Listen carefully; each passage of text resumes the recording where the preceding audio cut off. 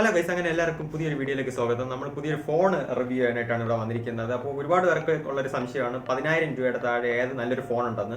Actually സത്യം പറഞ്ഞാൽ 10,000 രൂപയുടെ താഴെ നല്ല ഫോണുകൾ, അതായത് ബെസ്റ്റ് ഫോൺ എന്ന് ചോദിക്കാനായിട്ടില്ല. 10,000 രൂപയുടെ റേഞ്ചിൽ താഴെ ഏത് ഫോൺ എടുത്താലും നിങ്ങൾക്ക് ഒരേ രീതിയിലുള്ളതാണ് കിട്ടുന്നത്. എന്നാൽ നിങ്ങൾക്ക് ഒരു ഓപ്ഷനാണ് ഞാൻ ഇവിടെ കാണിക്കുന്നത്. റിയൽമി C61 എന്ന് പറഞ്ഞ ഫോണാണിത്. അപ്പോൾ ഇത് നിങ്ങൾക്ക് 7,500, 7,600, 8,000 രൂപയ്ക്ക് താഴെയായിട്ടാണ് വരുന്നത്.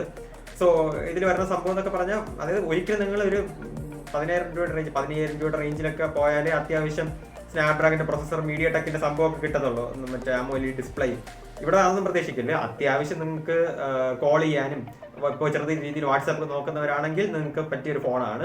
ആൻഡ് എനിക്കിതിൽ എടുത്തു പറയാനായിട്ടുള്ള കാര്യം, ഇതിനകത്ത് 90 ഹെർട്സിന്റെ ഡിസ്പ്ലേ ആണ് വരുന്നത്. ആൻഡ് ഇതാണ് നമ്മുടെ ഫോൺ. ഇത് ബാക്ക് മാർബിൾ ബ്ലാക്ക് എന്ന് പറഞ്ഞൊരു കളറാണ്.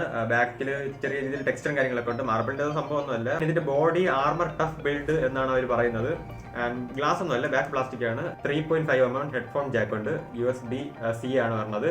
സൈഡിൽ ഫിംഗർ പ്രിന്റ് വരുന്നുണ്ട്, സൈഡ് മൗണ്ടഡ് ആയിട്ട്. നിങ്ങൾക്ക് അറ്റ് എ ടൈം 2 സിമ്മും ഒരു മൈക്രോ SD കാർഡ് യൂസ് ചെയ്യാൻ പറ്റും. സോ ഹൈബ്രിഡ് അല്ല ഇതിൽ വരുന്നത്. ഇതിൽ വരുന്ന ഡിസ്പ്ലേ എന്ന് പറയുന്നത് 6.74 ഇഞ്ചിന്റെ 90 Hz റിഫ്രഷ് റേറ്റ് വരുന്ന 516 nits ബ്രൈറ്റ്നസ് വരുന്ന ഡിസ്പ്ലേ ആണ്. അത്യാവശ്യം നല്ലൊരു ഡിസ്പ്ലേ തന്നെയാണ്. ആൻഡ് നമുക്ക് ബ്രൈറ്റ്നസ്, നല്ല രീതിയിലുള്ള ബ്രൈറ്റ്നസ് ചെയ്യാൻ കിട്ടുന്നത്. ഞാൻ ഔട്ട്ഡോർ ഒന്നും പ്രതീക്ഷിച്ച് നോക്കിയില്ല. ആൻഡ് നമുക്ക് ബ്രൈറ്റ്നസ് ജസ്റ്റ് ഒന്ന് കുറച്ച് വയ്ക്കാം. ടച്ച് ഒന്നും ഭയങ്കര സംഭവമായിട്ടൊന്നുമല്ല. നമുക്ക് ആ ഒരു പ്രൈസ് റേഞ്ചിൽ നിങ്ങൾക്ക് അറിയാമല്ലോ, അതിനനുസരിച്ചിട്ട്. ആൻഡ് സോഫ്റ്റ്വെയർ വരുന്നത് Android 14 ആണ്. റിയൽമി UI ആണ്. അപ്പോൾ ഇതിൽ കുറച്ചൊന്നല്ല ബ്ലോഡ് വെയർസിന്റെ കളിയാണ്. സോ നിങ്ങൾക്ക് ഈ ഒരു കീബോർഡ് ഇങ്ങനെയൊക്കെ പറഞ്ഞാൽ ജസ്റ്റ് ഓഫ് ചെയ്തിടുക. അതിന് ജസ്റ്റ് സെറ്റിംഗ്സിൽ പോയിട്ട് display keyboard while entering off ചെയ്തിടുക. App suggestion, internet service search, അതൊക്കെ അങ്ങ് ഓഫ് ചെയ്തിട്ടേക്കുക. ആൻഡ് ഇതിനകത്ത് ഹോട്ട് ആപ്പ്, ഹോട്ട് ഗെയിംസ് ഞാൻ കണ്ടില്ല. ആൻഡ് ഇതിനകത്ത് വേറെ ഒരുപാട് സാധനങ്ങളൊക്കെ പറഞ്ഞിട്ടുണ്ട്. ബ്രൗസറൊക്കെ ഉണ്ട്, അതിൻ്റെയൊക്കെ നോട്ടിഫിക്കേഷൻ ഓഫ് ചെയ്തിടുക. ആൻഡ് ഗ്ലാൻസ് ഉണ്ട്. ഗ്ലാൻസ് നിങ്ങൾ ഇതിന്റെ സെറ്റിംഗ്സിനകത്ത് കയറിയിട്ട് ലോക്ക് സ്ക്രീനിന്റെ ഓപ്ഷനിൽ കയറിയിട്ട് അതിന് ഗ്ലാൻസ് ഓഫ് ചെയ്തിടുക.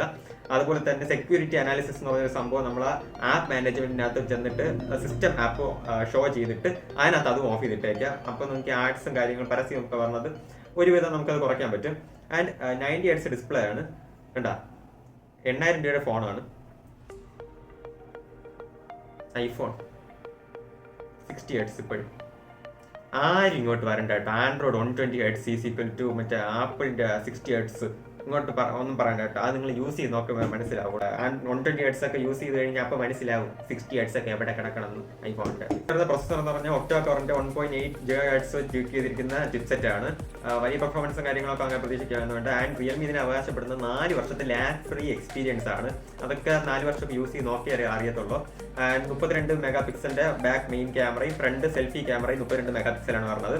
അതിന്റെ ക്വാളിറ്റിക്ക് എന്ന് പറയുന്നത് ഓക്കെ ഈ പ്രൈസ് റേഞ്ചിൽ നല്ല ക്വാളിറ്റി തന്നെ, അത്ര തന്നെ. ഞാൻ വേണമെങ്കിൽ ജസ്റ്റ് ഫോട്ടോ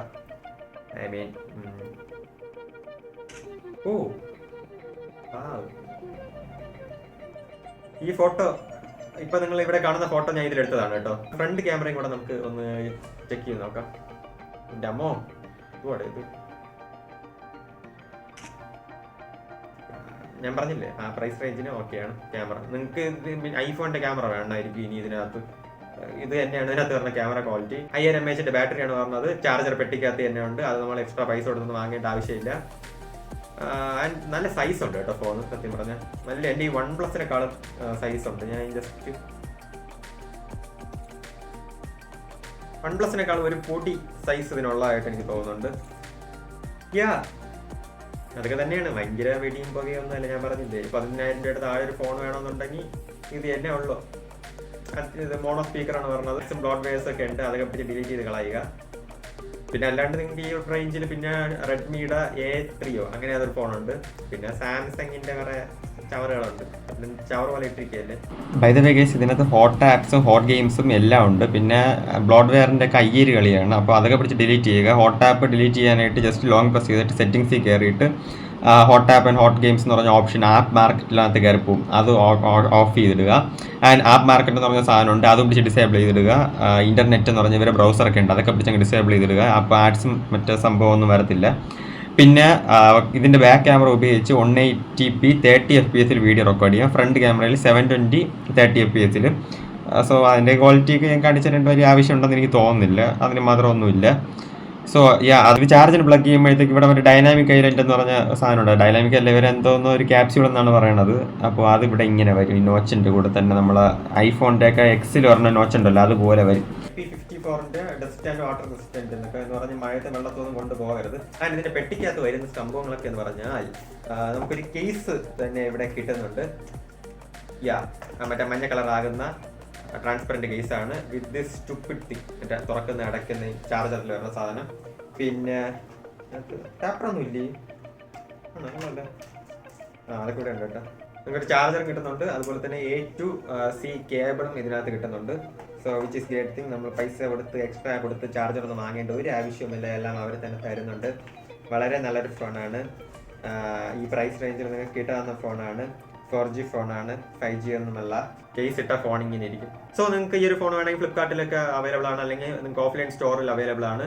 സോ ഇതിന് വേറൊരു കളർ കൂടെ പറഞ്ഞുണ്ട്, ഒരു സഫയർ ഗ്രീൻ ബ്ലൂ അങ്ങനെ എന്താണ്ട് പറഞ്ഞൊരു കളർ കൂടെ പറഞ്ഞുണ്ട്, which comes with the same pattern. അത്യാവശ്യം നല്ലൊരു ഫോൺ, അത്രേ ഉള്ളൂ. നിങ്ങളുടെ വീട്ടിലെ അപ്പൂപ്പൻ അമ്മൂമ്മ അവർക്കൊക്കെ ഒരു ഫോൺ വേണമെന്നുണ്ടെങ്കിൽ, ആൻഡ്രോയിഡ് ഫോൺ, അവർക്ക് വാട്സാപ്പും ചെറിയ യൂട്യൂബൊക്കെ നോക്കണം എന്നുണ്ടെങ്കിൽ ഈ ഒരു ഫോൺ എടുത്ത് കൊടുക്കും. നമ്മൾ യൂട്യൂബ് നോക്കാനൊക്കെ ആണെങ്കിൽ, വാട്സാപ്പിനൊക്കെ ആണെങ്കിൽ ഈ ഫോൺ ധാരാളം. അല്ലാത്തവർക്ക് ഞാൻ പറയുന്നത് കുറച്ചുകൂടെ പ്രൈസ് ഒക്കെ ഉണ്ടെങ്കിൽ 15,000 രൂപയ്ക്കകത്ത് റിയൽമിയുടെ P3 കിട്ടും, വ്യൂയുടെ T4X കിട്ടും. അപ്പോൾ ഇത് വാങ്ങാനായിട്ടുള്ള ലിങ്കും കാര്യങ്ങളൊക്കെ ഞാൻ വേണമെങ്കിൽ ഡിസ്ക്രിപ്ഷനിൽ വെച്ചേക്കാം. വീഡിയോ ഇഷ്ടപ്പെട്ടെങ്കിൽ ലൈക്ക് ചെയ്യുക, സബ്സ്ക്രൈബ് ചെയ്യുക, ചാനൽ എല്ലാവർക്കും ഷെയർ ചെയ്യുക. എല്ലാവരും ഇതിൽ വേറെ ചിലതൊന്നും ഉള്ളത് ഗൈസ്, എല്ലാവരും ഒക്കെ ചെയ്യുക, എന്തൊക്കെയൊക്കെ ചെയ്യുക guys. So see you guys, അടുത്ത വീഡിയോ ആയിട്ടൊക്കെ വരാം.